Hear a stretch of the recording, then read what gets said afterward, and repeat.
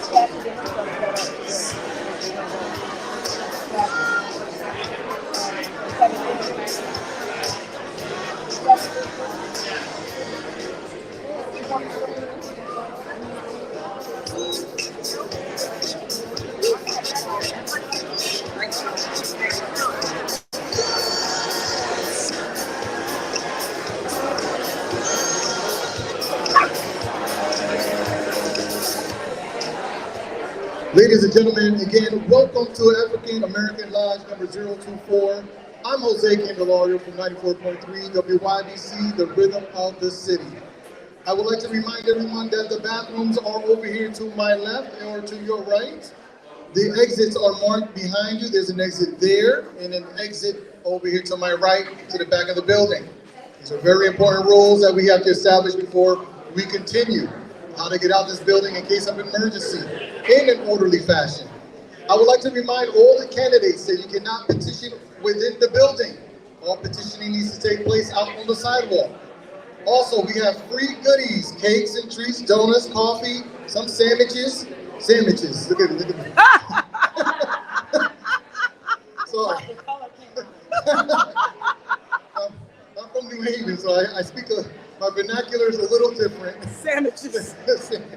We got sandwiches over here, ham and cheese, and all that good stuff. You can meet the candidates now, but you can also meet the candidates afterwards, one-on-one in the back of the room. We will begin shortly in 10 minutes. This is our 10-minute warning, all candidates, 10-minute warning.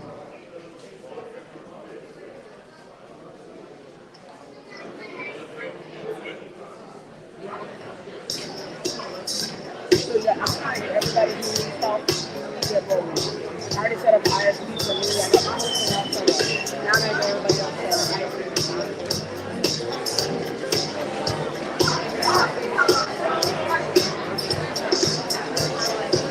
Hey, you guys.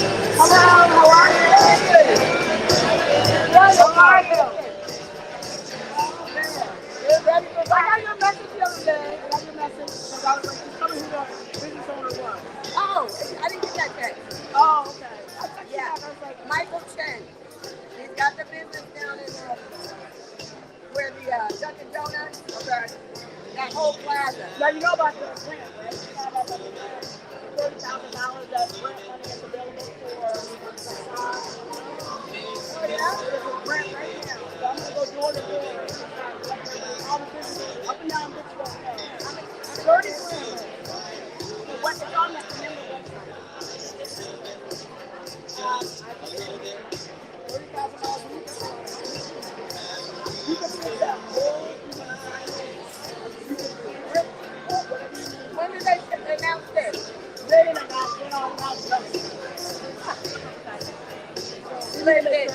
know it's no, you know it's no disrespect.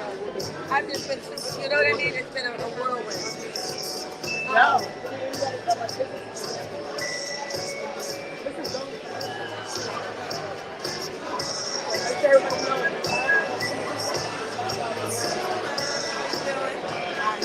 I don't want to bring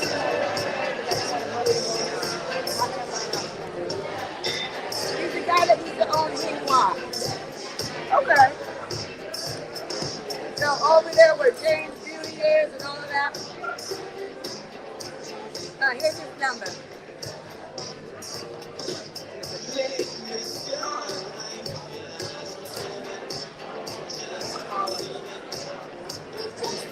Wow. All right. Okay.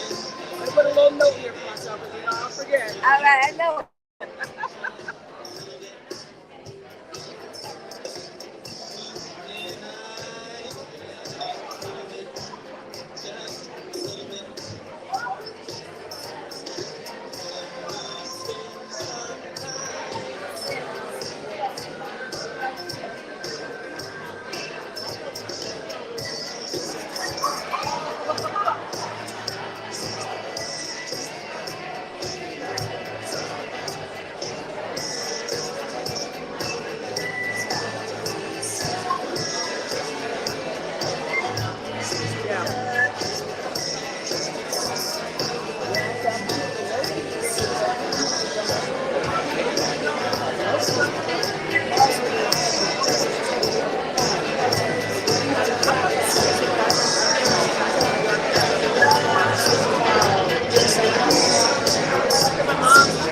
Made an appointment after that. I went down there and made an appointment right after. Well, I mean, my place door knocked after that. No, we're going to talk about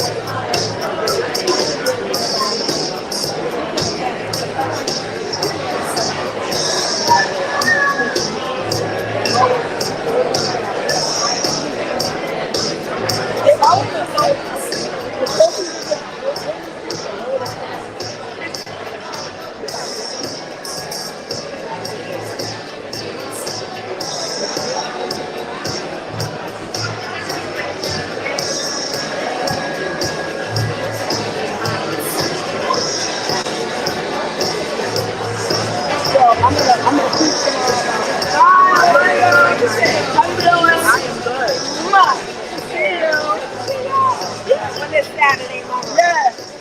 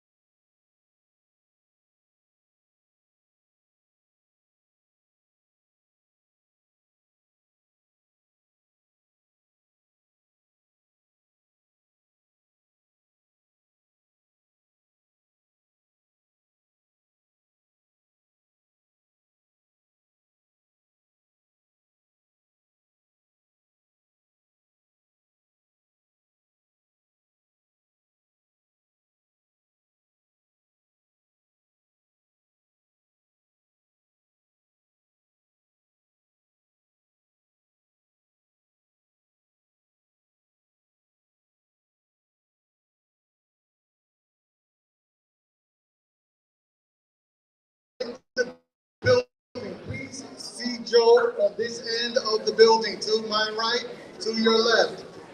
Please go see Joe right now. All the candidates, please make your way so we can pull the lineup. Ladies and gentlemen, we're going to begin shortly. I'm just going to go over some of the ground rules. Yeah, he's over there. Yep, right there. Joe is the guy in the black suit with the black tie. He's going to pull names out of a hat so we can get our lineup together. Again, this is the African American Lodge number 024. It's a banquet facility. You can rent it anytime. Anytime. Shameless plug. Shameless plug. Tonight's event, the rules are very simple. It's not a debate. I need to remind people here, this is not a debate. This is very important because we don't need any boos or any rah-rahs. There's going to be only 2 rounds. The first round is just an introduction. Each candidate will come up here for 2 minutes. And if you want to set your timers and help at home, feel free. Because I know there's some people in here like 2 minutes. That's all they're going to get. Some are going to go shorter, that's fine. Then the candidates will come back up here and do a 8-minute speech on their platform. And during these platforms, we have asked the candidate not to address any other candidate's platform or agenda. Simply state and talk about their own. This is very important because we want this to be a very loving, kind atmosphere in which we get to know our candidates personally, without any other rah-rah and contentious feelings that's going to develop later on. Any other debate, they can go ahead and get at each other. So I got a question here. How many people have ever listened to 94.3 WYBC, the rhythm of the? Okay, very good. I'm Jose Candelario. I host the Electric Drum on Sundays. I'm also the host of Late Night Rhythms. I come on at 10 o'clock. I play the slow jams. And I see the ladies nodding over there. Okay, thank you. All right. And I'm here to moderate the panel. And by moderating, the only thing I'm doing is I'm calling the candidates up. I need to be clear about that. I am not moderating a fight. I am moderating a panel discussion. This is a little bit different. He looks disappointed. He looks disappointed. Okay, all right, very good. So again, in 10 minutes, we're going to pull our names, and we're going to come up here and do our thing. Until then, here's some more music. She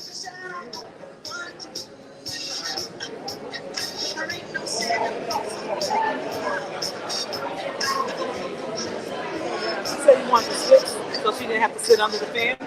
She can sit.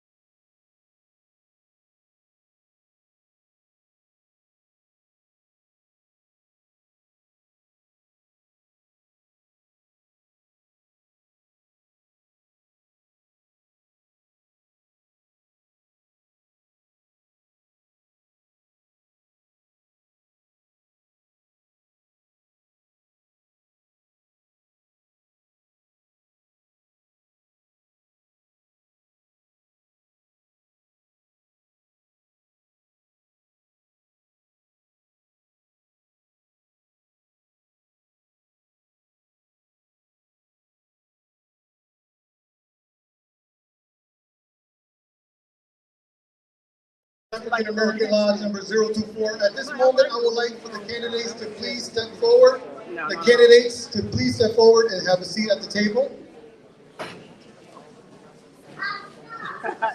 It's the natural cultural way to do it, right? Sure, sit in the middle. This is in a very specific order. Number one, we're going to have Ms. Baez. Specific order, we're going to have Ms. Baez. Ms. Baez will be your first speaker. Peter, you're number two. LaShonda, you're right here to my left. LaShonda, right over here. Adam, right here. Mr. Morton, right there. And Ms. Jamaica Jeffries, you can sit over here at the end.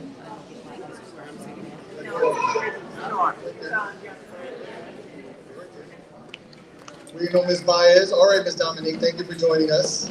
You're over here at the other end.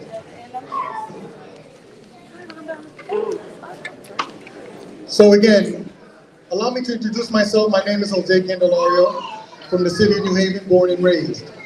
And in Hamden, grew up in New Hallville in the Hill. Took part in many, many campaigns. Hung out with John Martinez in the 95th. Took part in many campaigning and grassroots elections in Fairhaven and in the Hill. Very familiar with what these people are doing each and every day, collecting signatures, going out registering voters at a grassroots group level, which is how politics should always be. With that said, we are trying to be as unbiased as possible. So again, we did a raffle, not a raffle, but we picked names from a hat to establish the order that you see today. The second thing is each candidate will have 2 minutes to introduce themselves. 2 minutes for an introduction. They'll get a 30-second warning from me, and then they'll get the all wrap up sign when they're going a little bit too long. Then they will come back up to the podium and address the crowd all together. All together, they'll address the crowd and present their platform for the town of Hamden as each candidate is aspiring to become mayor. But before we begin, I would like to bring to the podium the man with the idea to do a panel of this form, because again, this is a panel, not a debate. I want to establish that. This is not a debate, it's a panel, because we want to make sure that everyone has a chance to introduce themselves and for our community to be well informed. And with that said, put your hands together for Mr. Joe Davis.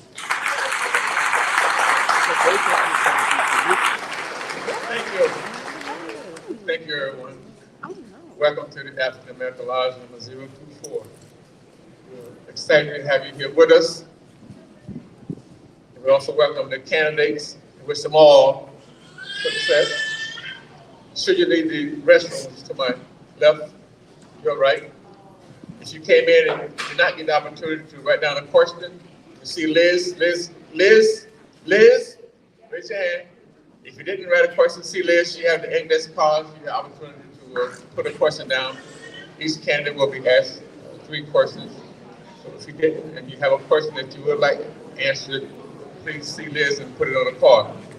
Again, thank you for coming out.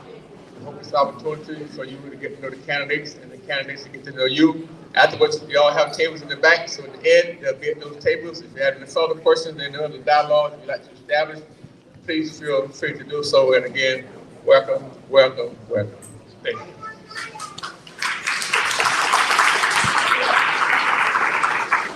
I would like to remind the audience to please be civil. No cheering and no jeering, okay? I'm just gonna ask very politely. You can tell right now that there is no Hampton police here. There is no security. And that's for a reason, because we feel that our community can conduct themselves in a very cultural and respectful manner. Okay?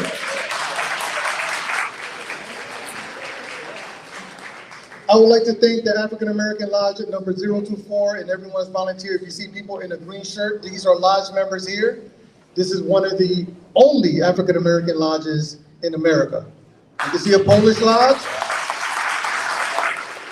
You can see Italian American lodges. But it's hard to find an African American lodge. And you got one right here in your own backyard in Hamden. A great accomplishment. Yes. I'm going to have a seat in a second, and I'm going to call upon our first candidate for mayor. They're going to reach the microphone. I just want again to ask everyone to please be respectful of everyone's time and pay them close attention. Again, thank you very much. And give yourself a round of applause for coming out on Saturday morning.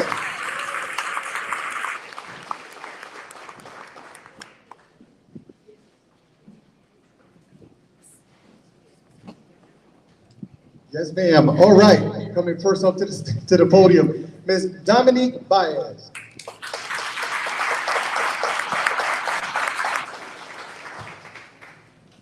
Hello, hello. How is everyone today?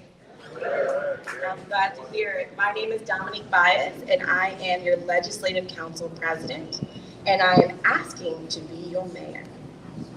I am a lifelong Hamden resident, and here I am also a mother and a wife, and I am a Black woman here in Hamden. So I am so grateful that the African American Lodge has come here and created a space for our folks to get together and do important work like this forum here today. I wanted to let people know what my history is here in Hamden. I have not only been a lifelong resident, but I've lived in different areas in town, right? So I grew up in Spring Glen on Whitney Avenue, 1552 Whitney Avenue.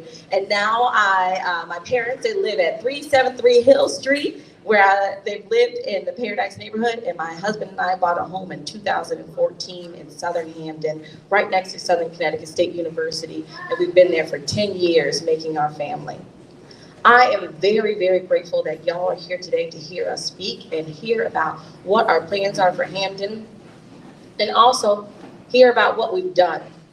I, as your third-term councilwoman, have been doing the work with my people. As a second-term council president, I have led our council to do legislation that is effective and will better Hamden. From blight ordinance and housing resolutions to transparency legislation, we have worked hard to make sure that we as Hamden are growing. Now it's time for me to move on from leading our council and making that legislation that's going to make Hamden a better place to executing that legislation. I'm asking to be the administrator of our town so I can make Hamden a better place via the work that we do together. So thank you for joining us today, and I hope to tell you a bit about myself and my plans for our future.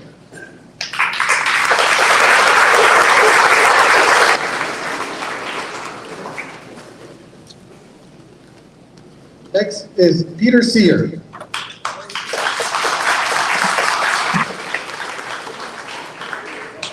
Good morning, everyone. Good morning. First and foremost, I just want to thank the African American Lodge for hosting this wonderful event. Too often, we don't get to hear from candidates before the primary, which is typically the most important election in Hamden. And a special thank you to Joe Davis and Liz Howard for organizing, and Jose for being our moderator. Lastly, thank you all for coming and engaging in this process. It means a lot. My name is Peter Sear. I'm a K-12 Hamden Public Schools graduate. Both my parents are teachers. My dad, Gil, retired from over 30 years of teaching at Kennedy High School in Waterbury. My mom, Sarah, just retired from a 43-year career at Ben Haven School, and I have 3 older siblings that all attended Hamden High. I graduated from UC Berkeley in 2016 with a degree in political science and government, where educators like Robert Reich inspired me to pursue a career in public service. At Berkeley, I was a member of the UC Berkeley swimming and dive team for 4 years, and in 2014, we were NCAA champions. I love the Yankees and Chargers, and I think sports and understanding team dynamics are essential to a well-run organization. After graduating, I took a job organizing for Hillary Clinton in Wilkes-Barre, Pennsylvania. It was an formative experience outside of the liberal bubbles of CT and Berkeley. I'm a person that welcomes disagreement and criticism. I briefly worked at the Massachusetts State House before coming back to Connecticut to help Senator Murphy in 2018. I stayed on with Chris Murphy's campaign for 3 years, and he's still a role model of mine. I later worked for Governor Lamont, helping organize the 2022 re-election campaign, managing over 50 statewide organizers. Today, I work for a Department of Energy program that helps towns lower their carbon emissions. I do this work because I believe climate change is a crisis that we need to prepare for and solve. Thank you.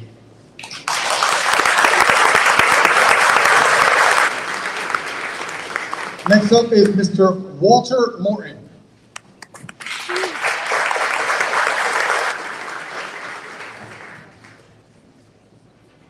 Good morning, everyone. Can you hear me? Morning. Morning.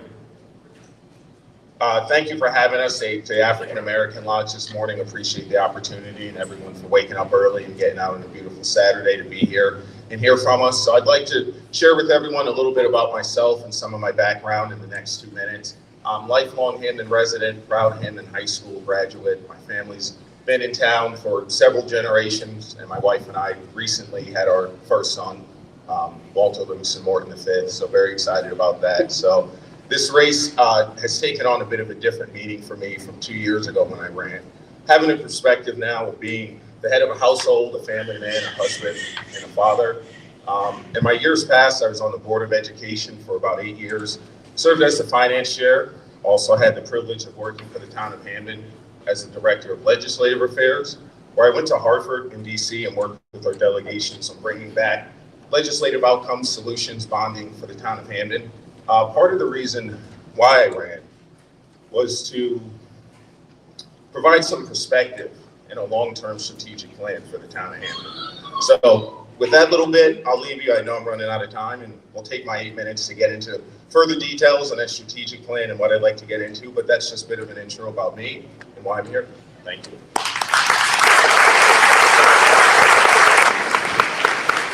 Next up, Jamika Jeffries.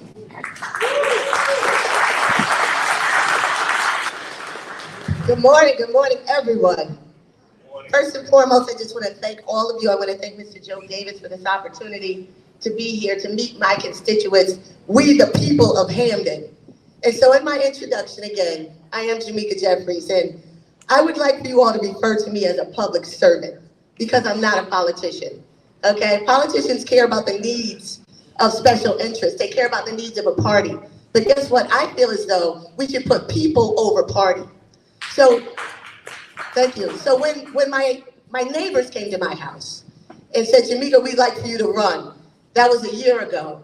And I said, well, what's going on? They said, the town is in a mess, the mayor doesn't care about us, and we can't fix it. But we believe that you have the mindset, the skill set, and the assets to help us. And if you get behind us, if you stand up and speak for us, we will back you and support you. So even though I'm a businesswoman that owns my own real estate brokerage firm here in town, even though I sell millions of dollars in real estate a year, and even though I've been an award-winning, sales development, business development entrepreneur for the last 30 years, the reason why I'm running you all is because I represent us, the people. No more party, no more politicians, but people coming together to bring this town back to the luster that it once had, and also give it a vision for the future. I'm Jamika Jeffries, and I approve this message.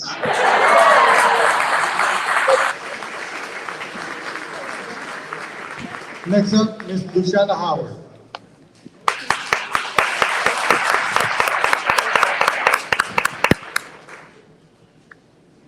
Good morning. Let me do a little adjusting here for the short people.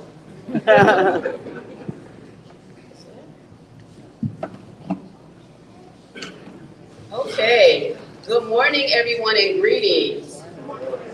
Before I get started, I just want to say that this is a beautiful view from up here. Seeing community together to hear our mayor candidates and for you all to determine which candidate is the best for you to choose to be our mayor. But let me start with a little bit of information about me. I am an 8-year resident of Hamden. I earned a Bachelor of Science degree in Criminal Justice from the University of New Haven, a Master of Science degree in Public Policy and Administration from Southern Connecticut State University. I am a licensed notary public in the town of Hamden. I retired from the Connecticut Department of Correction after serving a wide variety of professional capacities within the department. I started as a correctional officer, a correctional treatment officer, a correctional lieutenant at the women's prison, and I retired as a parole officer in the DUI unit, making history as the one and only African American to do just that. When I retired, they disbanded that unit. I am also a professor of criminal justice and government, having taught at Naugatuck Valley Community College for many years. In addition to that, I am a proud veteran of the United States Navy. Woohoo! Thank you. Oh, I have to wrap it up. I currently serve as the Democratic Register of Voters for our town, working collaboratively with everyone, Republicans, Democrats, because when you walk in our building and into our office, it doesn't matter what letter is behind your name, because we all work together. When I am not campaigning or advocating in the Hamden community, which you'll hear a little bit about more in the 8 minutes that I have to speak, I love spending time with my 5-year-old daughter, reading, going to the beach, and traveling. I'll see you all in a few minutes. Thank you.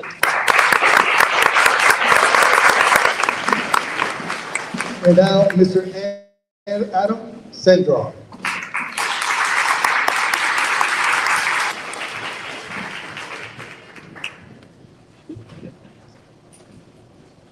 Thank you. Thank you very much, and thank you to the African American Lodge for hosting today. We originally were asked to prepare the introduction for Jose to read, so I'm going to read it as written. So I don't usually speak in the third person like this, so forgive me. So Adam grew up in Hamden in the Centerville neighborhood and now lives in Whitneyville. He attended Hamden Public Schools and graduated from Hamden High, as did his daughters. He's married to Susan Martinez, a public school teacher currently at Hamden Middle. Adam holds a BA in history from UMass Amherst, and after a career in the corporate world and a shift to public service, he returned to UMass to earn a Master of Public Health degree while working full-time in order to focus more closely on improving the welfare of the Hamden community. Adam's decades of leadership experience in both the private and public sectors give him a deep understanding of accountability, fiscal responsibility, and a track record of building trust and functional teams. Adam has 2 decades of public service experience at Hamden as an elected official, a government professional, and a committed volunteer. After getting involved with the Rich Hill PTA, he was elected to the Hamden Board of Education 3 times and served for over 10 years, where he had oversight responsibility of a budget of over $85 million. For more than half his tenure on the Board of Ed, Adam was either secretary or chairperson. Later, Adam was appointed director of the Keith Community Center. At Keith, he built relationships with community groups, faith groups, nonprofits, and local businesses to better serve our residents. When COVID hit, Adam led the transformation of the town's human services into emergency management mode. And also during the pandemic, I became chief of staff.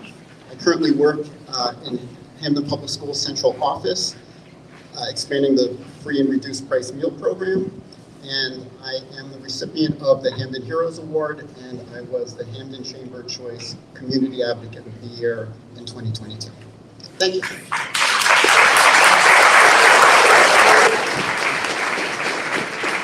I would like to thank all the candidates for their formal introductions. And so far, for the crowd, you guys have been behaving, so thank you so much. Stop giving me, someone just gave me the side eye. Very good. Now, the next round here are going to be 8 minutes long for each person to, or each candidate to deliver their platform. We will begin again with Dominique Baez.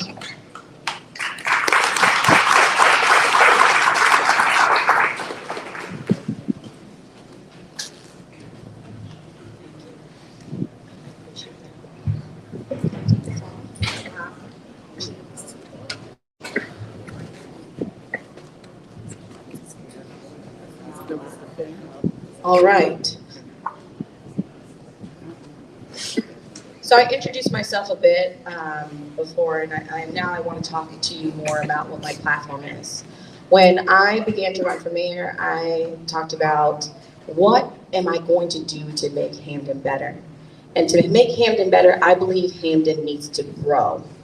We must grow Hamden. A lot of the candidates talk about economic development, and I talk about economic development as an umbrella issue. We talk about economic development as if it is just attracting businesses, but there's so many other points to economic development. Things fall under this because it's an umbrella. Beautification, a more democratic community policing, investing in our future, our children, our education, making sure that our streets are clean and welcoming are all a part of economic development. I want to talk to you guys about the idea of beautification as economic development. Making a greener, more beautiful Hamden seems like it shouldn't be economic development, but the truth of the matter is when we invest in what our streets look like, when we invest in Hamden looking better, we attract investment from outside. We make Hamden what we feel like it should look like in the future. As your councilwoman, I have invested in beautification, hiring our first full-time beautification staff, and we need to take that further. Plant more flowers, plant more trees, and make sure we have regular street sweeping, expanded litter pickup.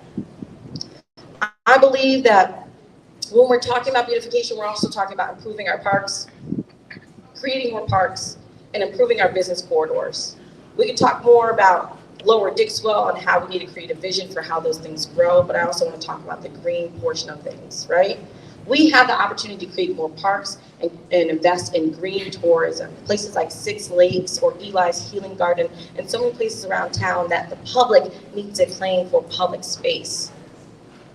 Our business corridors can thrive around those things if we create our vision for mixed use, mixed income, and building in Lower Dixwell, building up our downtown, building up our Upper Whitney, all in visions that are made with our residents in those areas. So we respect the identity and authenticity of every neighborhood.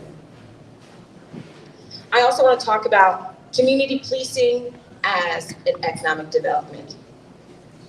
When we talk about community policing or having public safety, we have to realize that when people feel safe in Hamden, people are ready to grow in Hamden. I believe that to do that, we need to make it so that we are able to speak to our police officers, our fire, and our traffic, and they need to speak to us. I want to create community management teams around the town so that we have regular neighborhood-based communication so the PD and the fire department can trade their statistics with the residents, and the residents can tell them exactly what they see out in Hamden. That's democratic community policing. We need to have access to how we change the way we do our public safety here in Hamden and address causes, root causes, and be proactive instead of reactive. I also want to talk about communication and transparency as ways that we develop economic development. I talked about the community management teams in each of the neighborhoods so that we have the public safety, fire, and traffic talking to our public, but we also have to have communication around in our neighborhoods with the mayor and her department heads as a whole. Does anyone ever heard of Mayor's Night Out?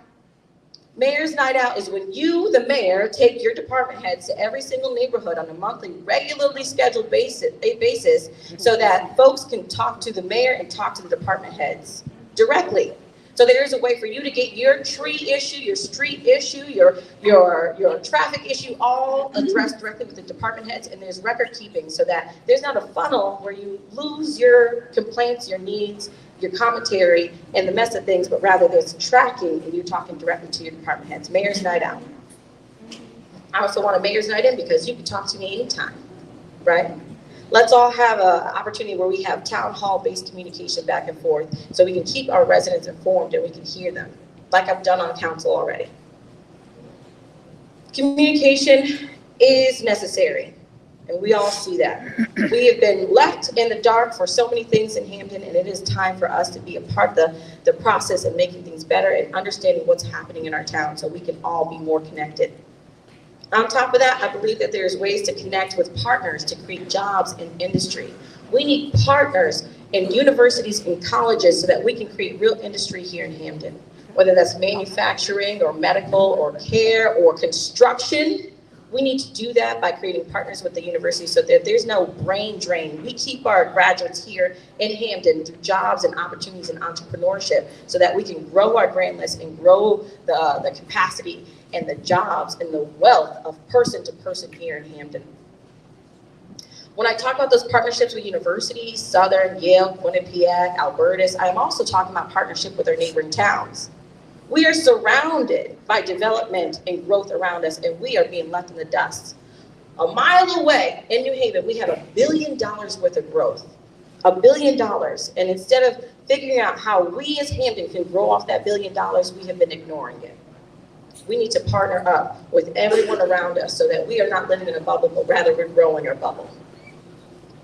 On top of this, jobs and industry, I want to talk about not losing the brain drain of our college students, but also investing so we don't have a brain drain of our little ones. Making sure we invest in our Board of Education, invest in the future of our children through youth programming, and making sure that we have a communication with our Board of Education and that we are having our buildings and our spaces and our services shared amongst us so we're not siloed off, but we respect the Board of Education.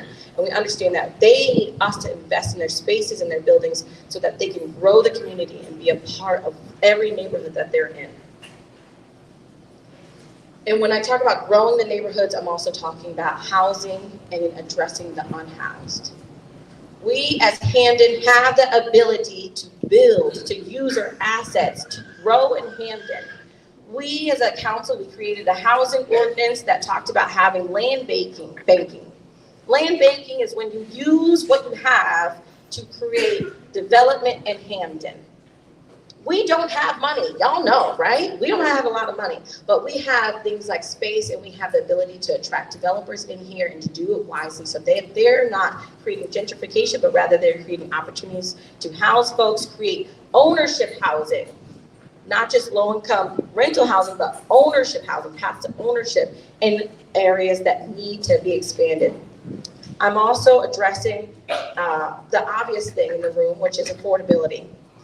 I spent a lot of this campaign time leading our council in the budget process, understanding that the last proposed budget was going to create a tax hike that would make people lose their homes.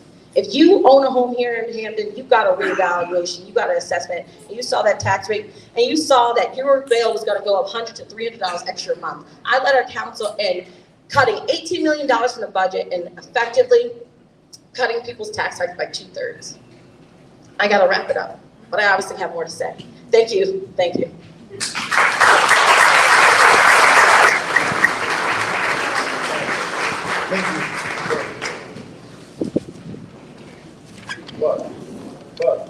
Walter Morton, please.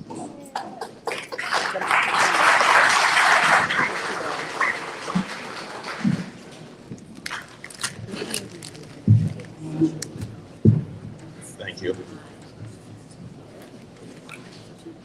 Thank you. It's perfect. Good morning again. So happy to be back and take my 8 minutes to get into a little more detail about my platform and what I'd be looking to offer as mayor.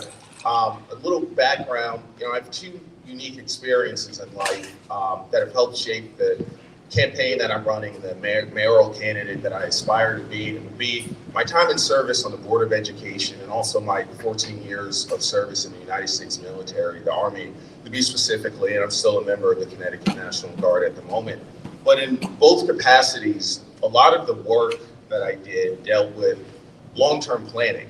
On the Board of Ed, a good bulk of my final 4 or 5 years was putting together a long-term strategic plan for the Board of Education that dealt with things such as declining enrollment, how to racially balance our schools, a structural deficit, and then also providing much needed capital upgrades.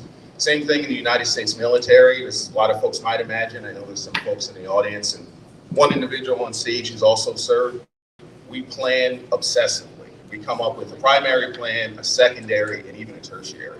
And one thing that I've noticed that started to frustrate me in my time, both working for the town, but also being on the Board of Education, is I realized that the town of Hamden as a whole does not have a long-term strategic plan. A lot of municipalities across Connecticut, you can look around, you can go on their websites, and they have a 5-year, a 10-year plan. Yes. And what does that plan contain? It talks about everything from goals to economic development, to education, to staffing of different departments, to different arts and culture ideas, even things like local marketing campaigns for the municipality. And while everybody in Hamden can agree the taxes are too damn high and we have a lot of debt to pay, nobody's really in lockstep about the direction we're going to take day over day, month over month, year over year to get there. And newsflash, if no one's told you, we didn't get into this financial mess overnight. It was decades of mismanagement and poor decisions, and also some things outside of our control, like every municipality. But if we're being honest with ourselves, and I'm proud to say that when I ran 2 years ago and when I'm running this year, I've been honest with folks, I'm not going to be able to fix this situation in one budget year. Nobody can. It's beyond any one person. It's beyond any one budget. However, what I think will be most helpful in this town going forward, and especially with the mayor who's going to have the first 4-year term in town history, is someone who's willing to come in and work with the Board of Ed, the Legislative Council, all our boards and commissions, our residents in the town, and say, where do we want Hamden to be in 10 years? Because I do believe that our situation is manageable and something that we can get out of and grow our way out of in 10 years. But it's going to take time, it's going to take some organization, and it's also going to take some prioritization of things. You know, when everything's a priority, nothing is a priority. And so what I propose to do as mayor, and what I would like to do, is to be the first mayor that comes in and lays out that strategic plan and have goals for economic development, which is so huge. One way to help alleviate the burden on residents in Hamden and lifelong residents when it comes to taxes is to grow our grand list, new businesses, new housing, right? I believe Hamden has some awesome areas that are ripe for redevelopment and even new developments. I think we're focusing on our economic corridors, State Street, Whitney Avenue, and Dixwell. We can then start to figure out how we want to grow this town and where the opportunity to grow is.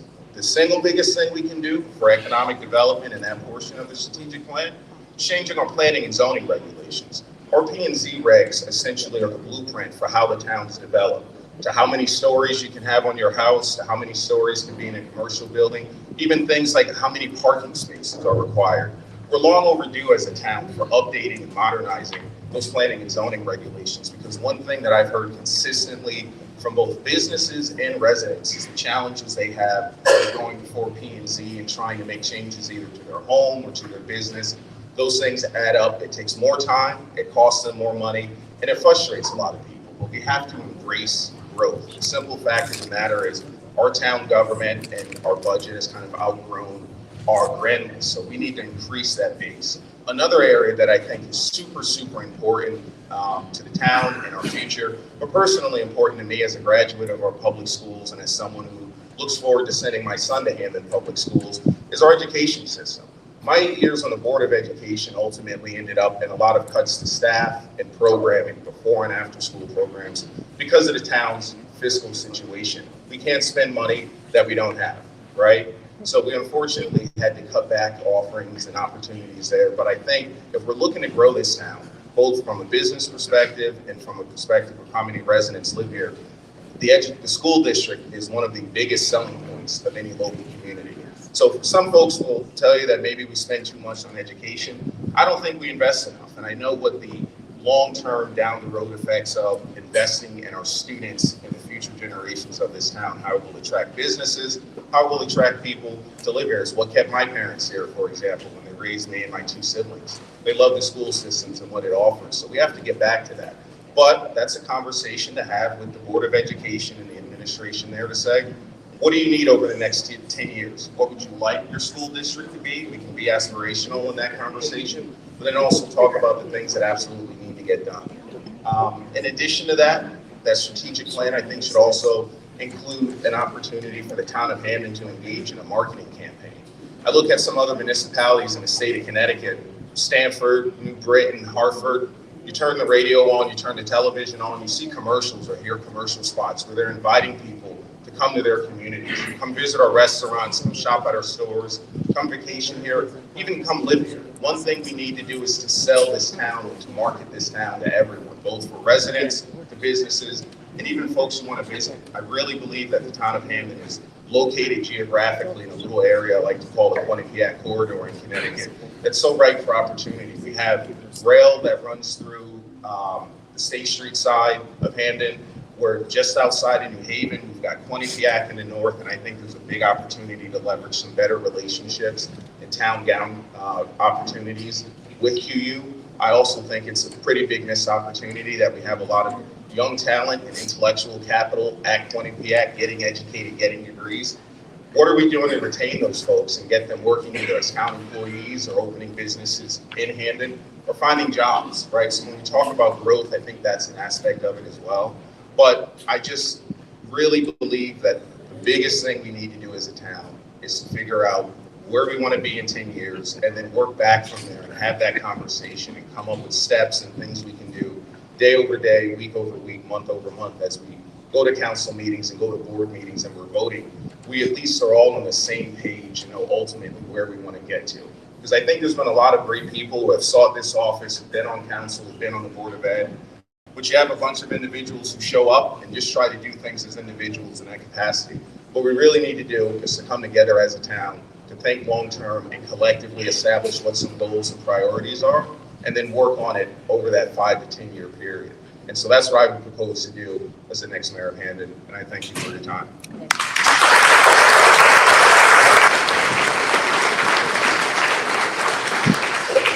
Jamaica Jeffries.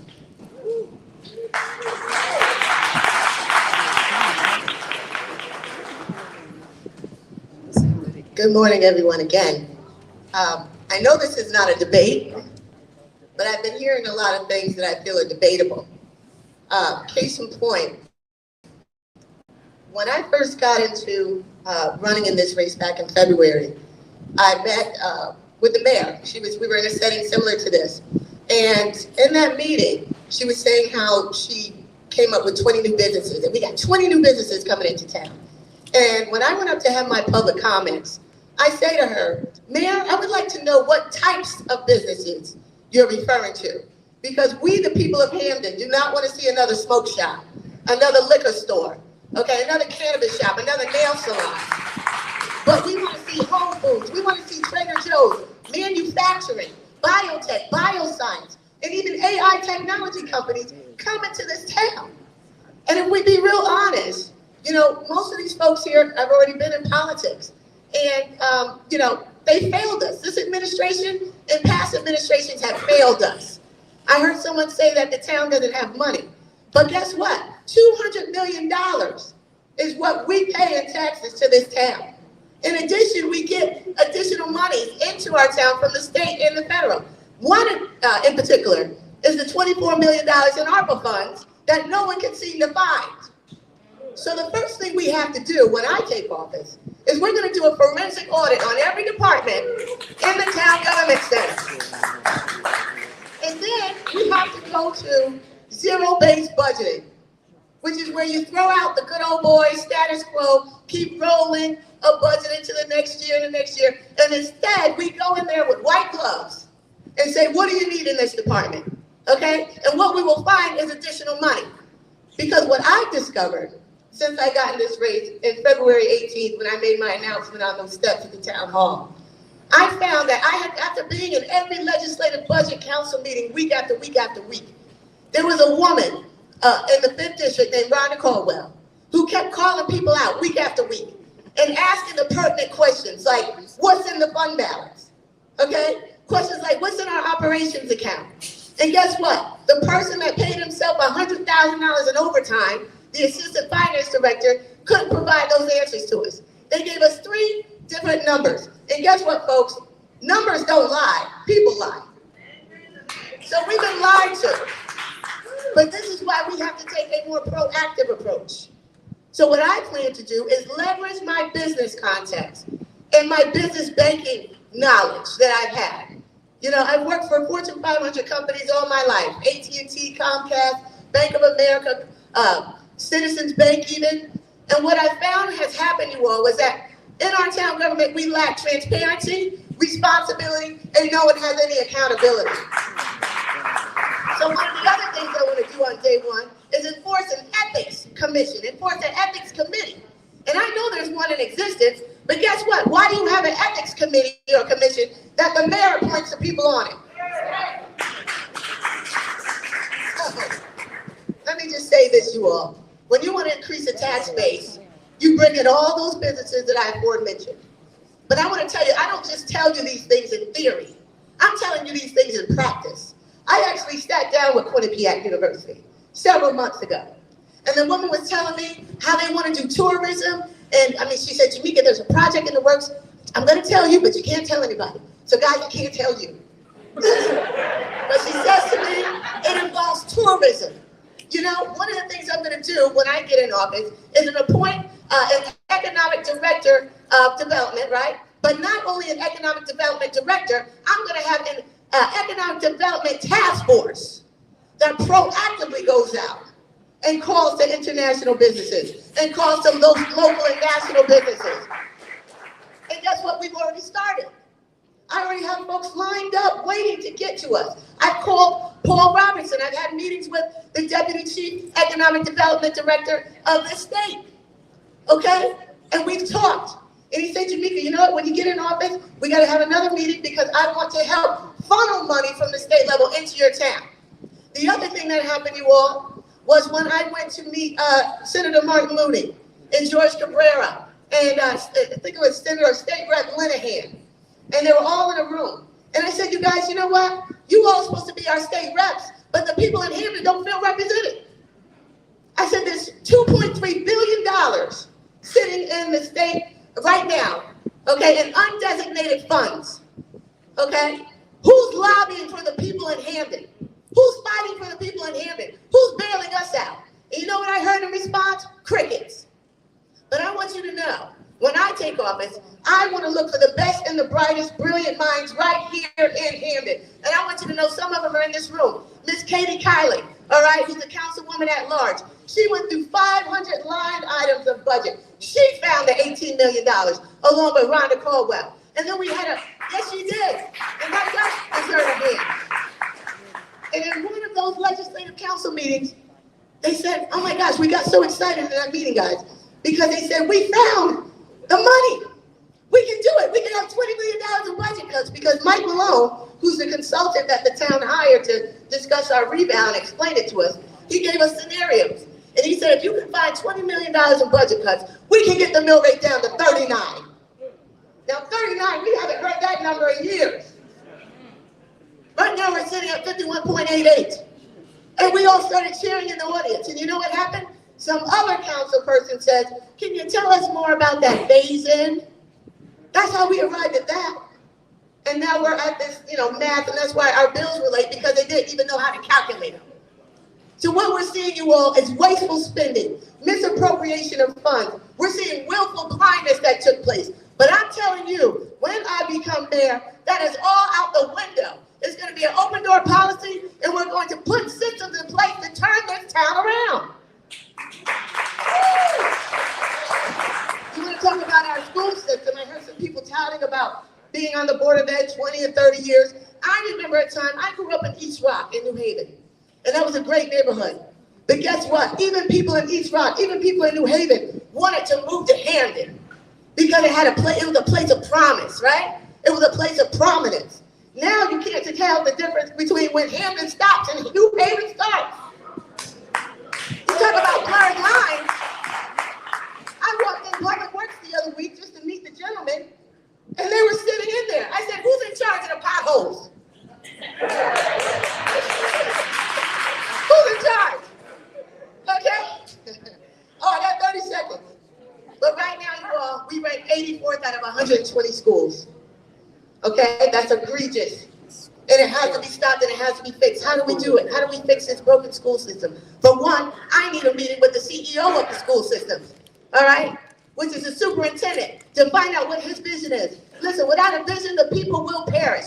But when I take office, we're going to be a town, again, that you will say to yourself, this is a place where we can thrive, flourish, live, and grow. We will be a Hamden that you can be proud to move into and not want to move out of.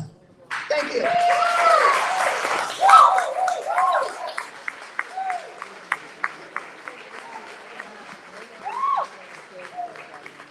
Peter Sear.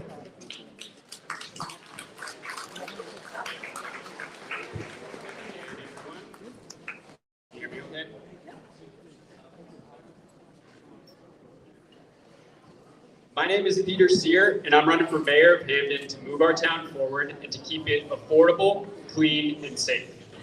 Let's start with affordability.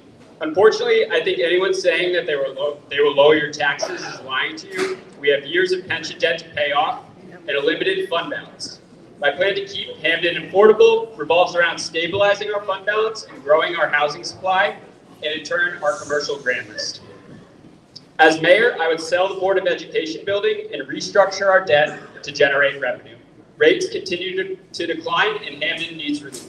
We've also identified about 1% of nice-to-haves in the operating budget we think we can cut without impacting services. This is not enough to fix our problems, but I'm committed to leaving no stone unturned. Ultimately, we need to grow as a town. In Connecticut, we are 400,000 housing units short, and in Hamden, our population actually declined last year. Due to restrictive zoning, we haven't built anything in years. Now our young people have no place to live, and we have an inflated housing market. This is a supply and demand problem and a huge opportunity for our town. Integrating our commercial and residential space zones and allowing permits for different living structures like accessory dwelling units is the most straightforward way to increase our grand list. When I look at the Hamden Plaza, I see a 1970s strip mall. That doesn't work in today's economy with Amazon. We need to create a downtown feel with housing on top and stores on the bottom. We can do this in many parts of town, including the State Street corridor, which is often forgot about and a great place for young people to live given its proximity to New Haven. In addition, by eliminating parking minimums, we can almost double the commercial real estate space available in town. We have huge unnecessary parking lots that make a lot of unwelcoming urban heat islands. We should develop these spaces. If our population continues to decline, it'll mean higher taxes for everyone. I see growing housing stock as a crucial aspect to bringing business back to town too. People shop in welcoming places. The last point of the budget I will bring up that many candidates who say they support education aren't addressing is the issue of our elementary school buildings. Westwoods and Shepherd Glen are two very old buildings that are in disrepair from years of underfunding. I find it very hard to see a world where we can pay for all of these renovations, especially when you consider our high school also needs a new roof. This is not a popular issue, but likely will be the most important topic the next mayor will have to discuss. Obviously, closing a school is a last resort option, but we need to have this conversation and lead it with equity at the forefront. Themselves, my commitment is to keep education budget increases in line with inflation. I was raised by public school educators. I'm a product of Hamden Public Schools, and I believe in our public school system. The second pillar of my platform is to keep Hamden clean. We have a legacy of toxic in our town that we've not fully reckoned with. Recently, the town council moved $6.4 million in ARPA funds to fix the Newhall foundations. This money will likely not be enough, and we need to advocate to the state for a full solution. These families are entitled to a full remediation of their homes and still have not received it 25 years later. This is the right thing to do, and we need the state to hold up its end of the bargain. After the foundations are fixed, we need to start the conversation about the old middle school again. In this process, I'm committed to getting contamination reports to the community in an understandable way so that we know what's actually there. The buildings need to be torn down, but done safely in a way that doesn't impact the neighborhood. This is an expensive demolition, and again, will require the state as a partner. The middle school isn't the only spot with a legacy of dumping. Right next to us, behind us here, there's a 100-acre forest that's been largely barred from the public for 50 years. I intend to support the work of the Six Lakes Steering Committee and Save the Sound to get this site cleaned up and to a standard that's acceptable for a park. Lastly, for my day job, I help lower transportation emissions for towns and companies. One of the largest budget increases was from our transportation provider, and they have yet to put a plan in place for clean school buses. There are companies that can provide us better services, and I intend to make a competitive bid process for our next contract. Our provider should be utilizing the CT Green Bank to secure financing options that help clean our air also.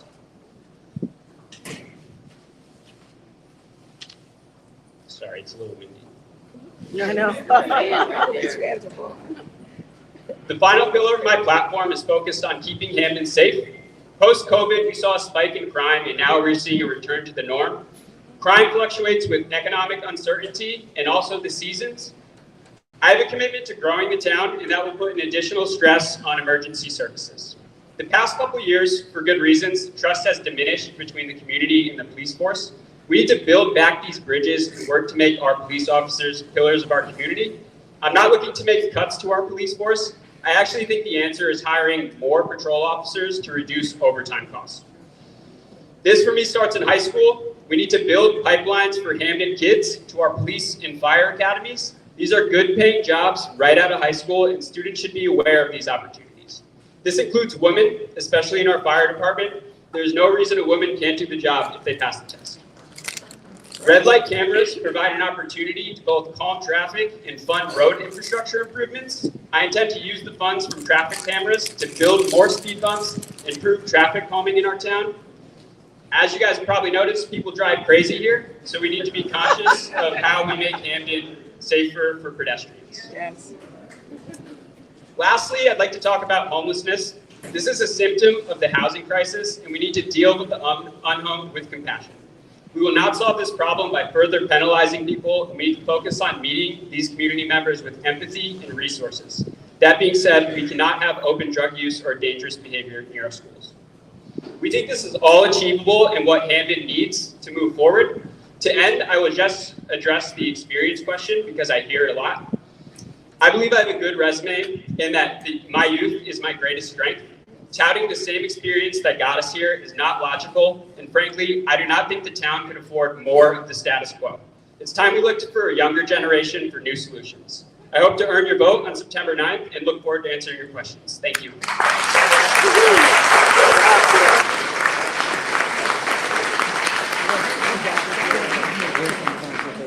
Luciana Howard.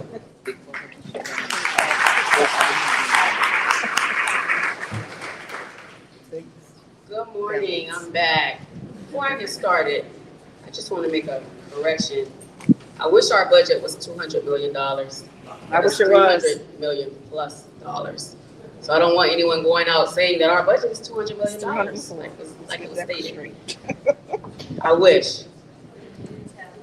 So I launched my campaign for mayor on April 26, 2025. With a 14-minute speech, which is too long for me to say right now.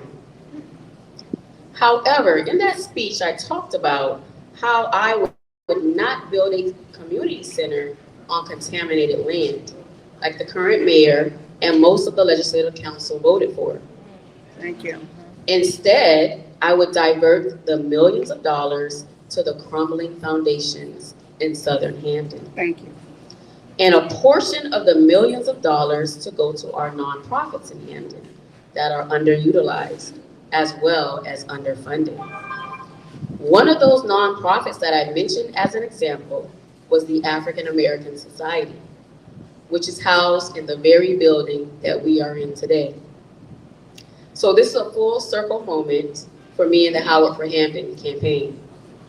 We are using one of the very spaces that I mentioned in my speech, and we are using it for community. As I am on record stating, community is not in a building, especially one on contaminated land. It is in the people from the 1st District to the 9th District and everywhere in between. I'm gonna take this. My vision for Hamden is centered on enhancing the overall quality of life for everyone, to create community where everyone has an opportunity to thrive and a voice, from Northern Hamden to Southern Hamden. Creating a community where people want to live, work, and raise families by fostering community pride and ensuring the community is a welcoming place for everyone. And we can do it together. You may ask yourself how. Well, my platform starts with professionalism, accountability, and transparency. These are the fundamentals of government, and we currently don't have that in the government center. It also starts with fiscal management and fiscal authority in our town. That starts with the legislative council. Once again, we currently don't have that. I am in the unique position of being the only candidate who actually works in the government center. I have a bird's eye view of not only the current management of funds, but the current management of people. We would also start with fiscal management to include adherence to regulations listed in the Hamden Charter. The Hamden Charter is our guideline to how our town should run. That will include conducting on-time audits. We haven't had an audit since 2023. We're in 2025. We're still waiting. It would also include a forensic accounting of our budget. Not an audit, but an accounting of our budget. With an accounting, it would include any irregularities in our budget, if there are any. Because I believe that the administration and the mayor which I hope will be me, commences on a solid foundation. I will also hire a finance director, as we have not had anyone watching our money in almost a year. We will create a transparent budget in collaboration with the Finance Committee on the Legislative Council and the Finance Commission, which will be fully staffed with volunteers.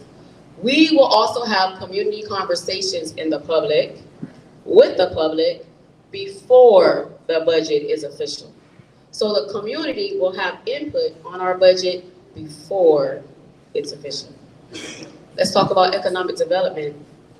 I listened to the acting economic director, because we don't have a current one, and she stated that she does not have staffing to effectively pursue meaningful change.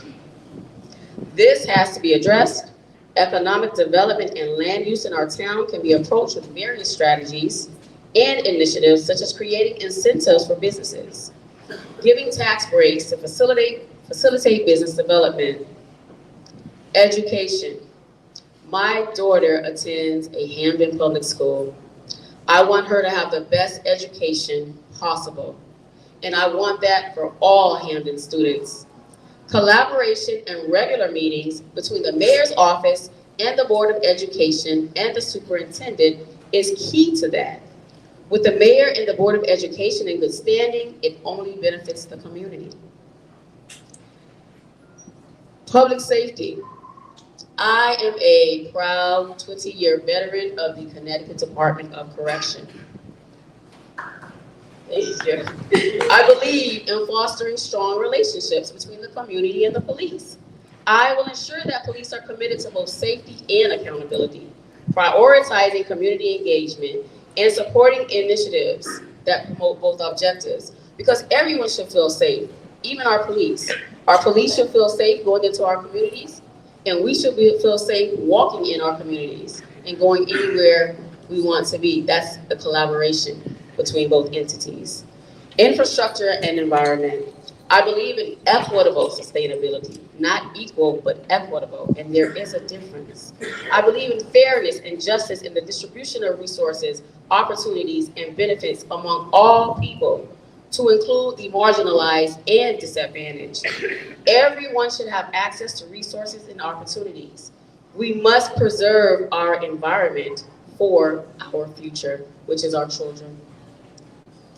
Administration. We can talk about all of these things that we would like to do, but if you don't have the fundamentals, which starts with the administration, which starts with the government center, 2750 Dixwell Avenue, you can't do any of these things.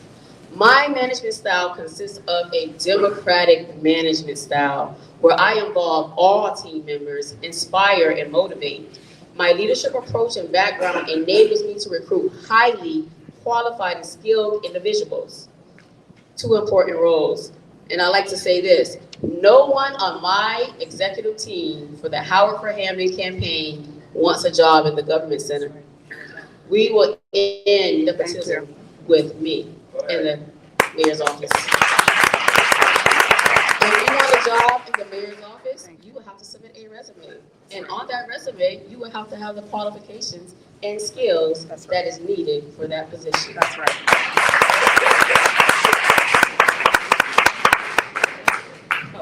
Okay, so I have to wrap up. I'm going to leave you all with a call to action, since I can't finish my speech. When you are choosing a mayor, I want you to look for the 2 I's, the 2 E's, and the 2 C's. 2 I's, integrity, Yes. but also intellect. 2 C's, community service before you decided to run for mayor. I've been in this community for years. And someone that cares. Experience and education. I know one candidate who meets all of those qualities. Vote for me. I am Lushonda Dion Howard. Also, I approve this person.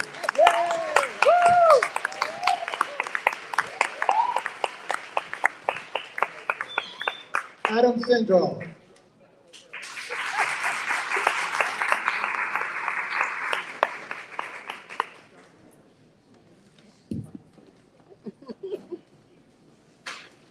Thank you. Thank you. So I am running for mayor because I'm concerned about the future of Hamden. I'm running for mayor of Hamden because I'm concerned about the future of Hamden, and I'm compelled to make a difference, and I have a record of making a difference and bringing people together and making things happen. For example, I organized Hamden's first gun buyback and safety event to keep guns out of the wrong hands.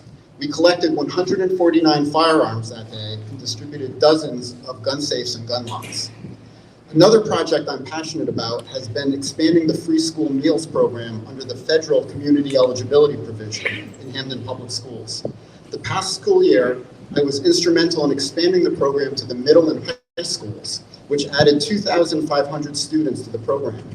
Not only do these no-cost meals result in significant savings for Hamden families, but they also improve school climate, school attendance, behaviors, and outcomes.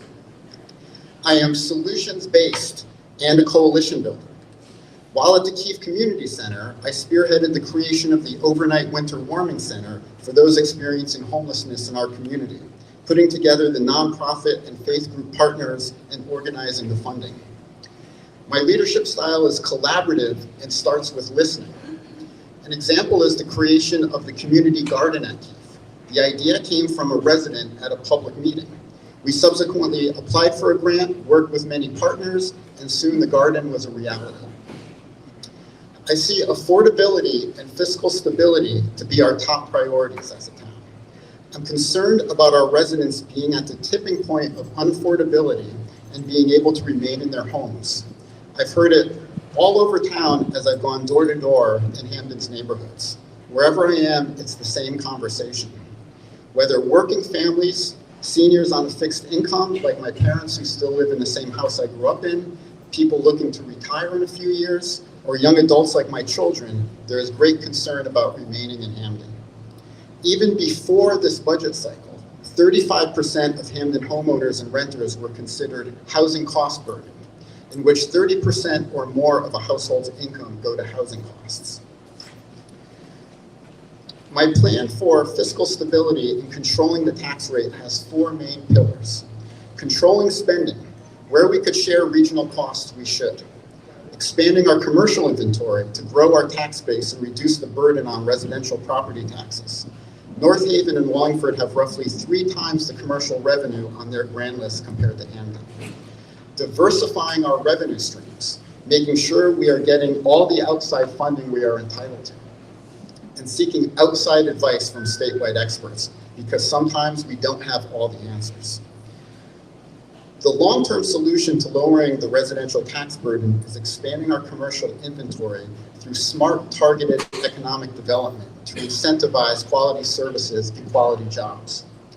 I would like to attract a medical campus to Hamden and biotech firms, businesses with valuable personal property. These types of businesses would not only increase the commercial property part of the grand list, but also the personal part of the grand list. That way we're spreading the tax burden out in multiple ways. We also have to support our existing businesses and help them thrive and grow. A critical piece of economic development is workforce development. We need to partner with community leaders like Eric Clemens and Concord to provide the skills necessary for jobs in today's economy. I will work towards a healthier Hamden. While working at the Keefe Community Center, I was inspired to get a Master of Public Health degree to better serve our residents. Because why should some people's health outcomes be worse than others because of their neighborhood, their income, or their race or ethnicity? I believe that for our community's health and safety, if it's predictable, it's preventable. As mayor, I'll work to control the proliferation of smoke shops, especially near schools. And I'll expand the tree planting program in Southern Hamden to clean the air, there are high asthma rates there, and also to reduce heat during heat waves like we recently experienced. While I was at Keefe, I helped bring together a wide range of partnerships to provide solutions to challenges we faced. When COVID hit, we partnered with the Cornell Scott Hill Health Center for community testing and much later for vaccination events. We worked with trusted messengers in the faith community to promote these events, such as Christian Tabernacle, Friendship, Breakthrough, and the Masjid. Also during the pandemic, we organized large-scale drive-up food distributions in town. Closely related to public health is public safety. As mayor, we will make sure we invest in critical emergency management infrastructure and ensure steady and adequate staffing levels across public safety departments. And I include fire, police, and public works in public safety.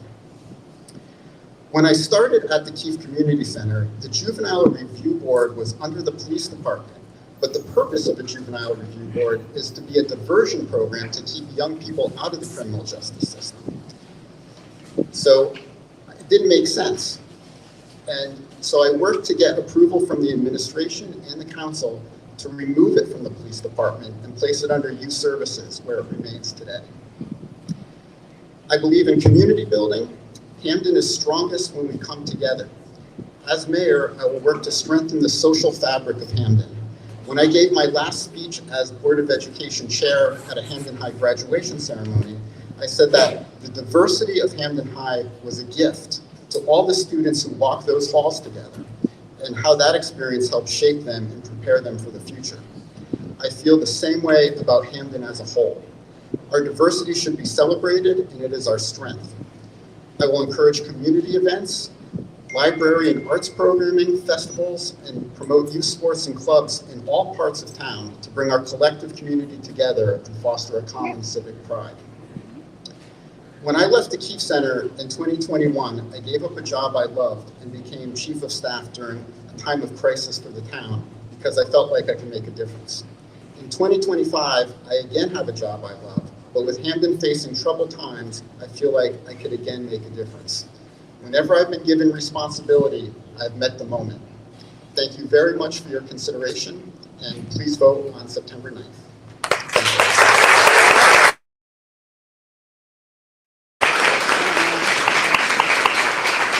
I would like to thank all the candidates, but now, as all that we expect from our candidates and our mayors, to be on their toes and be able to address issues as they come up. So our community has given us a little stack of questions. Each candidate will have 1 minute to address the question from the community in the same order. Okay? So I know this is a curveball for the candidates. We're not prepared for this. I want to let the audience know, but it is good exercise to show an example of our leadership and how flexible that it can be to go ahead and stand up to our constituents' questions and desires. So we're going to start with the first question that comes from Ms. Celie Wilson. I hope I said your name right. From Chatterton Woods in Hamden. Okay, very specific. These are people in your community. They want to know, identify the top 3 main problems you see in Hamden, and we were going to start with Dominique Baez. Your top 3 issues you see in the town of Hamden.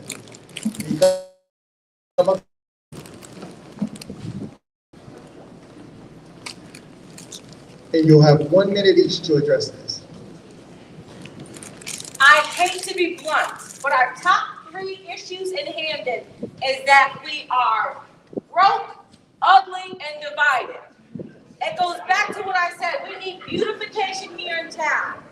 I need us to understand that we need to invest in our flowers, our trees, our parks, our streets, our buildings, and we need to do it together. When I say we're divided, I mean we split ourselves into 2 parts of the town. We split ourselves into different cliques amongst the council, and we make sure that we need to listen to each other and stop being so divided. And that will help us to stop being so broke. Because Lord knows we need to address our budget issues. And the way that we do that is we do it together. Thank you.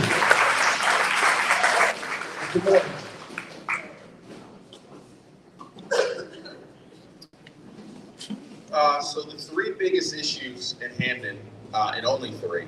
The first, for me, is it's the lack of that long-term strategic planning and mindset from our elected leaders. I really feel like the past 10, 15 years, we haven't had a vision for what we want Hamden to be, other than folks all knowing they want to pay less in taxes. So I am a big proponent of that strategic plan to be able to frame how we get out of our current situation.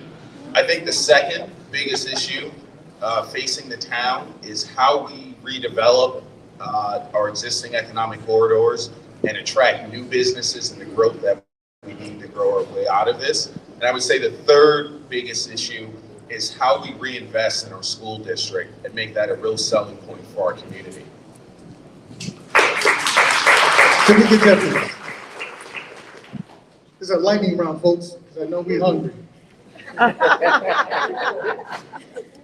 Of course, number one, elephant in the room is the tax situation.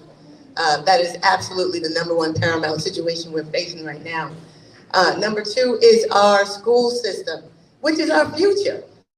I don't understand how we can continue, or how they think we can continue to have a subpar school system and expect our youth to go out and be productive.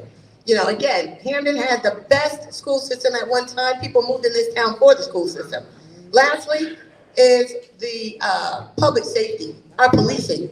People are running red lights, running stop signs. Our streets are speedways, and nobody's stopping them. I'm looking, I see the police parked in the parking lots. So I think we got to get a handle on that. I believe in the police. I support the police. But listen, we got to untie their hands so they can do their job. Peter Sears. Yeah, so the three biggest problems for me, obviously, is the legacy pension debt and our financial challenges, number one. Yes. Number two is the history of dumping and toxic dumping in our town that we still haven't fully reckoned with. And this one isn't as much as a huge problem, but I do see it as a big problem that prevents us from making the right decisions. We have 25 town committee members that have city jobs, right? That leads us to poor decision-making and puts the wrong people into power. So I see that as something that we need to change in our town too. Thank you. Senator Howard. Hello. As I have been saying since I decided to run for mayor, everything starts with professionalism, accountability, and transparency. That is something that we don't have, but it covers a lot of things. The second thing would be fiscal management, which leads to following the Hamden Charter. All of these things that are being stated is mostly in the Hamden Charter that we are not following. If we're following the guidelines of the Hamden Charter, we wouldn't be talking about most of these things. The last thing is economic development. Economic development leads to stability. We need resources in our town. We need revenue in our town. Economic development would lead to that and eventually lead to lower taxes. That's what we need in Hamden. Adam Sandberg. So first I'd say affordability and the tax issue and all of the issues that are inherent in that. Second, I would actually say division within the government right now between the Legislative Council, the Mayor's Office, and the Board of Ed. There should be better communications and a better tone through all that. And then I would also add litter and traffic, 3A and 3B.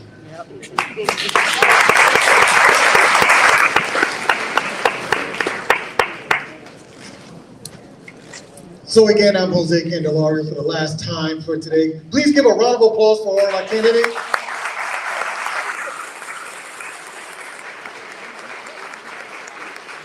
Believe me, I have more questions for you guys, but I know that we've eaten up enough time of everyone for this afternoon. We're going to have a meet and greet with all the candidates behind you shortly, so you can go ahead and talk to them one-on-one.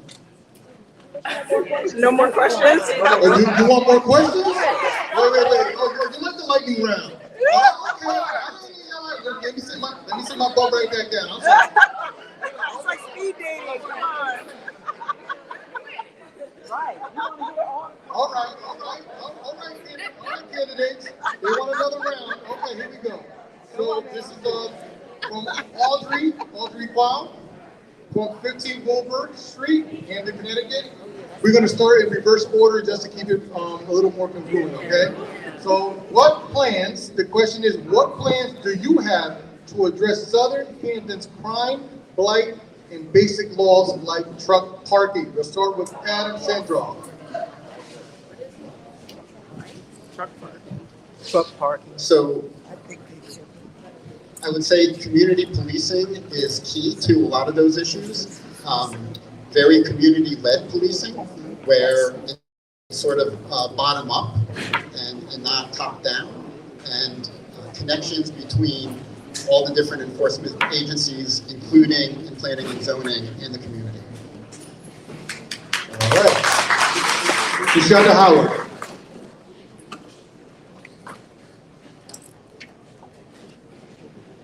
I would say following the guidelines of the Hamden Charter, which states that all of these things that we are talking about can be implemented. Another thing that I would also say is everything starts with assessment. So once we get into office, once I become the mayor, we are going to assess everything. Assess, evaluate, and then provide the answers. Thank you. Peter Sears. So I think that the reason between north and south, the divide exists is because of the history of redlining. So we need to deal with that and rezone our town to create more osmosis. On the blight question, I think we just have to enforce blight laws. We could also institute a vacant lot tax for landlords who aren't developing their properties. Yes, thank you. Tamika Jeffries.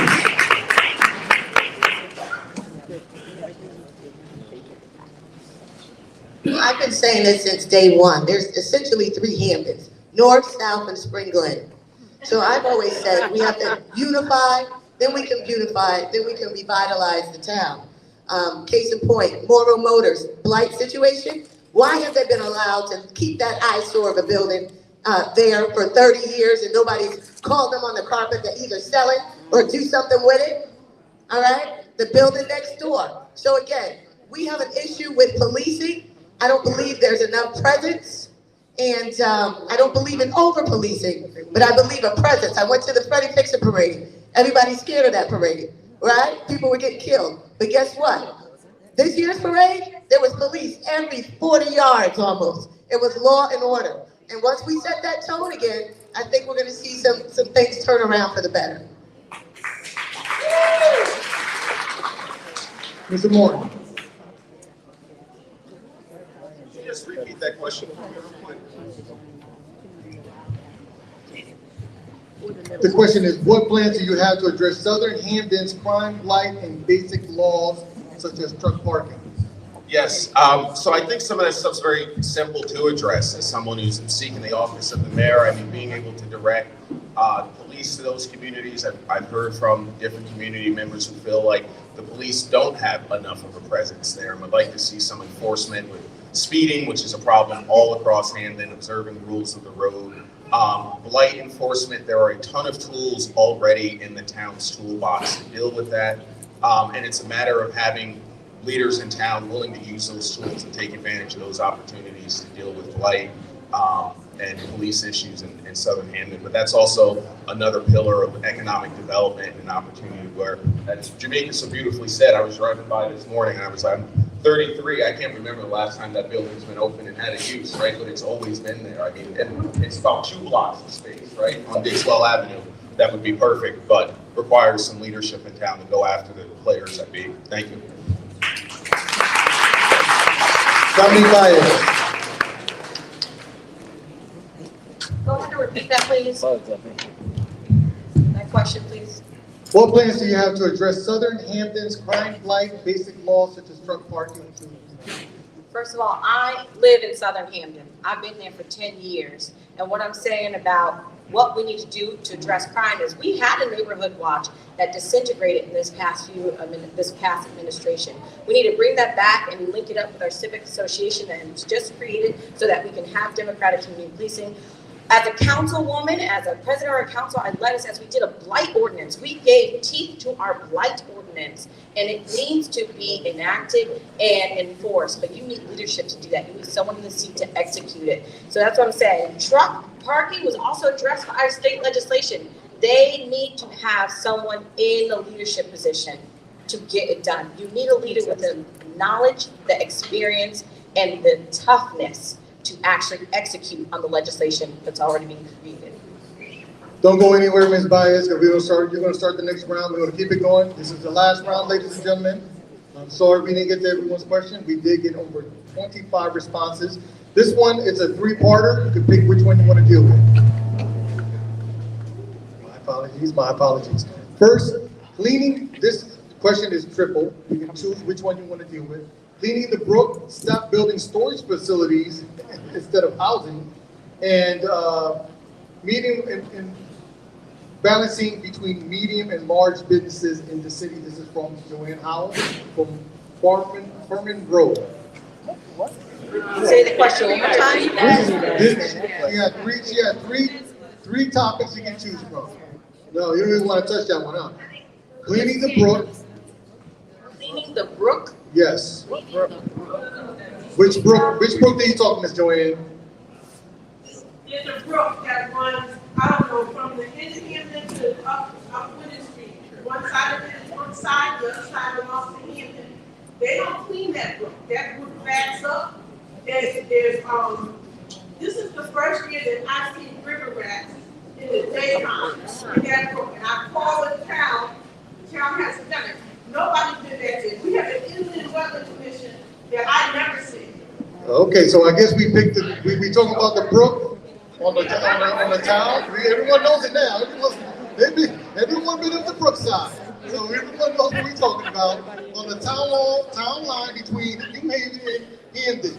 How can we clean up that area and address now some river rats? So that brook area that you're talking about there has been talked about for a long time, not just about the brook, but for that side on the New Haven side needs to be kept up by the New Haven Housing Authority. And I've had arguments with those folks to try to get it cleaned up, and they will not listen. It's because we need to create some leadership in Hamden to make sure the fence, the brook, their side of the fence over there is kept up by the New Haven Housing Authority, and we work in partnership with our public works here in Hamden. But you need the leadership to do it. In regards to building big and small businesses, we need to do both. We need to encourage our small businesses here in Hamden to grow up, and also attract developers from outside of Hamden to have those big businesses as well. Mill River, okay. We're getting now geography studies over here, so Mill River. Again, Ms. Howard. Okay, as mayor, I have open communication. It all starts with a conversation. Should you have a conversation about that with the mayor, who will in turn assess it and direct it to whatever department it is? Sounds like it's public works. Also, communication and collaboration with New Haven. We need to establish those relationships so that it's fixed on both of our sides if it's a brook that goes between both towns. So we need to have that collaboration and communication with New Haven so that we can handle things like that. My time is up. Thank you. Peter here.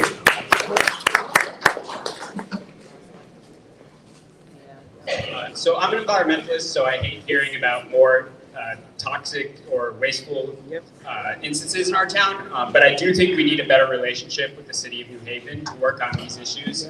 This is not the only one where it's Hamden's issue, it's New Haven's issue. We need more collaboration between the two cities so that these things don't happen. And also, I don't understand the magnitude of the problem. I don't know how much waste there is, but I do think we need a little bit more civic spirit in this town. So I look at our parks that are very dirty. I would like to get volunteer commissions to help take some of that work off of public works. We could do more as a town, right? We need to stop asking our government to do everything for us and have a little bit more civic spirit in our town too. That's right. Thank you. Go ahead. You got to get people involved. Nice job. You got to get people involved. Yes, I agree that our relationship with our sister town, New Haven, has to improve. When I first got in the race, I called Mayor Elliker, and he sent me back a voicemail saying, I don't get involved in Hamden politics. So there you have it. But you're right, we have to foster a better relationship because we are sister towns. And I want you to know, Yale is on my radar. All right, we get a lot of the spillover from the scientists and the professors that live there. All right, they should be contributing to this town a little bit more as well. In terms of how about having a Hamden promise?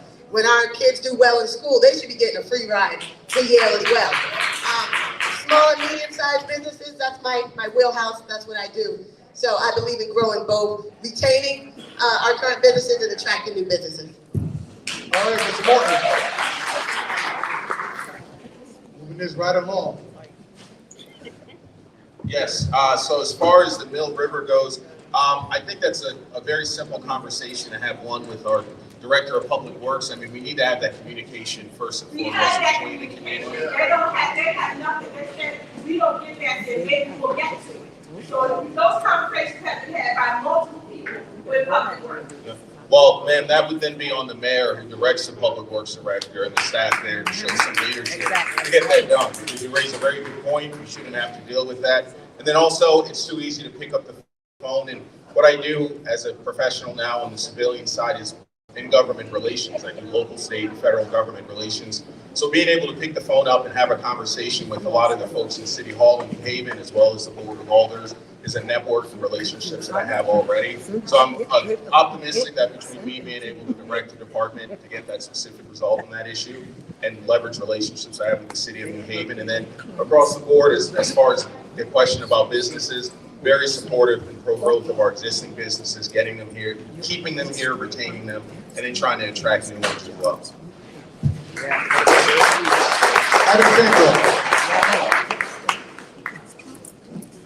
So this sounds like it's an example of how the environment connects us all. And it sounds like there might be some dredging that's needed. I know other brooks get dredged. I know Meadowbrook gets dredged occasionally. That might be in order. And also be careful for flooding too. Have to make sure drains are cleared properly. Lots of times they get backed up all the time. And one thing I'd be interested in doing to keep the water, especially the Mill River, which goes into a drinking supply of Lake Whitney, are bioswales, which filters, they have in downtown New Haven, filters the water before, and cleans it before it gets into the drinking supply.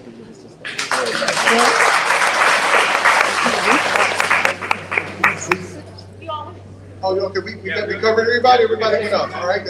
I switched up the order, so I want to make sure that everyone got a chance to speak. I want to make sure. All right?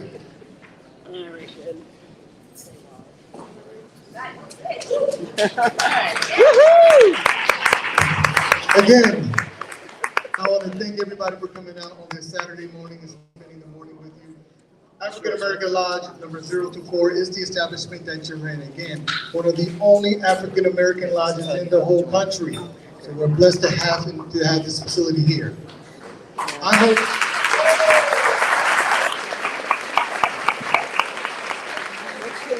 I want to thank all the candidates one more time. Give them a round of applause for coming out.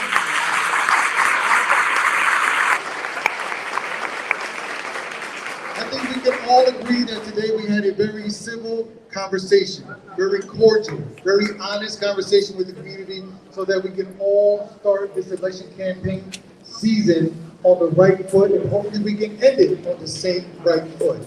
With that said, I'm Jose Candelario from 94.3 WYBC, the rhythm of the city. The electric drum and late night rhythms. Thank you very much for coming out.